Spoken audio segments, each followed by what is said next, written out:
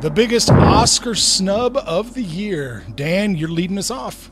I could go off here and continue my thoughts from topic one, and I can talk about Idris Elba, but I haven't seen the movie, so I don't really have a way to say that.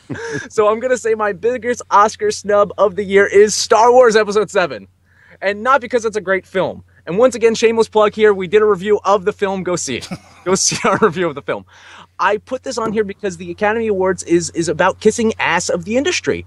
And nothing is more representative of that industry than a Disney-produced blockbuster directed by J.J. Abrams that happens to be called Star Wars. It's the biggest goddamn movie of the year. So while Fury Road was that surprising, film that blockbuster that got nominated, Star Wars was even huger than that. So if it's an industry-specific awards show and you're leaving Star Wars out, snub. Biggest snub. And they're idiots. That's why they increased it to 30 best pictures anyway. Throw Star Wars in. Tom, over to you. Well, first of all, I don't know. I'd say Star Wars is not indicative of what the Oscars exist for. You don't need the Oscars if you're just going to recognize blockbusters. But whatever, that's a different topic. I'll save that for a little bit. I'd like to see more recognition for comedic performances. I don't think you really see anything for some of them, like outside of like Melissa McCarthy gets nominated, but why does that get nominated over some of these other ones? And I guess Birdman would maybe be an example. But I'd say, it's an obvious answer for me, but I love Greta Gerwig, and I thought she was phenomenal in Mistress America, which she also co-wrote. And just to be able to do that sort of screwball, to have that pacing, to be that funny, and it was a really, really phenomenal performance with all of just the way that she was able to build that. To me, that's a beautiful performance. I'd love to see some sort of recognition from that, but at the end of the day, we sort of just have been invalidating the Oscars and saying it's pointless and stupid the whole time, this whole show, so I don't know that I really care that much at the end of the day. I don't know. The end. Take us home, Jack. Well, okay, biggest Oscar snub this year, it would have to be every single black person that was involved. I don't understand how you can make a movie called Straight Outta Compton about a rap group called Niggas with Attitude, and movies critically acclaimed, and not a single black person involved with this movie was nominated. It doesn't make any sense to me. They nominated the screenwriter, and all they did was transcribe Ice Cube and Dr. Dre's stories. That being said, other Oscar snubs, I would have to say the SpongeBob movie, which was incredible. I enjoyed the SpongeBob movie. The CGI was incorporated seamless. Tom Kenny still does an amazing voice as SpongeBob. I recommend it highly. I think it was snubbed. I think actually Ride Along. Ride Along should have been nominated. I got reminded because Tom said. I am happy to cut you off right there. You ran out of time. Oh my goodness, so much to react to on that. Hey, anybody else seen the SpongeBob movie? I did not. Oh, I missed it too. Yeah, okay. I didn't either, actually. I did see Ride Along. Oscar-worthy performances in there. It was funny. Okay. I wasn't going to see, Citizen Kane. I was going to see Ice Cube and Kevin Hart. Right.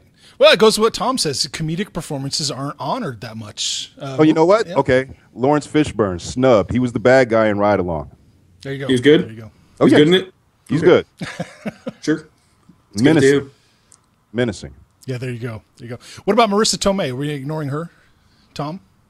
What was she in this year? No, not this year. I'm thinking in general. Yeah. Comedic. My cousin Vinny, that'd right? be another great one. Yeah, absolutely. I'd love to see her get nominated for that. Or wait, was she nominated for? I said comedic performances. Her classic performance in My Cousin Vinny won her award. I was just thinking of classic comedic performances. I think in the 80s you had a little bit more comedic performances because I think broadcast news got a lot of stuff too, and I mean there was various ones back then. Maybe it's a newer thing, but I don't know. I think that it's so centered on just those really intense performances right now, and I don't think those are often the best. I think, let's see, I'm trying to think of an example. I think outside of this year, Leonardo DiCaprio, some of that stuff, like even Wolf of Wall Street, I'd say, because he got nominated for that, I'm sure, right? I mean, something like that does a better job, I think, showing that was a funny performance, but also a very good performance. And I think they can kind of see a little bit of that. You also have the same thing. I think Michael Keaton was a similar thing. It was a great performance, also kind of funny, but they can't just – it's hard for them now to just do a full funny performance, I guess, unless you're Melissa McCarthy. Never go full funny. Well, I mean, if Yeah. if you were a different award show, you would just give it to Matt Damon anyway for The Martian, because apparently that's then the comedy of the year. that's the comedy award winner for the Golden Yeah. Globes was Matt Damon, and The Martian won Best Comedic Movie or Musical. So Yep. I mean, you could just do that. I was not aware that it was either a comedy. That's or bizarre. musical. I had no idea. That's fucking bizarre. Yeah, it's more politics. I think the takeaway from here is Tom wants us to return to more '80s like movies. So I got that out of that. Sure. Yeah. Let's go with that.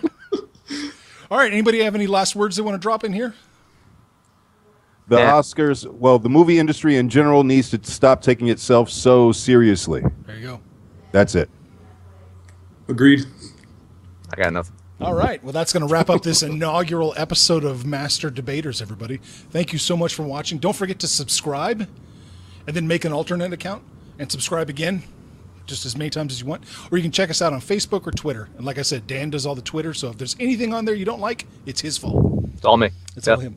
Thank you very much, everybody. Good night. Later. Thanks.